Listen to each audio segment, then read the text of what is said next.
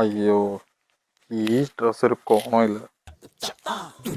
അല്ലെങ്കിൽ ചത്ത് കിടന്നാലും ചമഞ്ഞ് കിടക്കണം എന്നാണല്ലോ കാരണവന്മാര് പറഞ്ഞേക്കുന്നത്. ഏതൊടു ആകെ ഡൗട്ടായി പോയത്.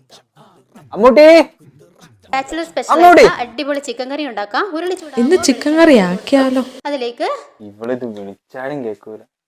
ഈ വിളിച്ചിട്ട് വിളി കേട്ടിട്ട് ഇവള് മിണ്ടായിരിക്കുന്നതാണ്. അമ്മൂട്ടി, ഒരു സാധനം കാണിക്കൂല.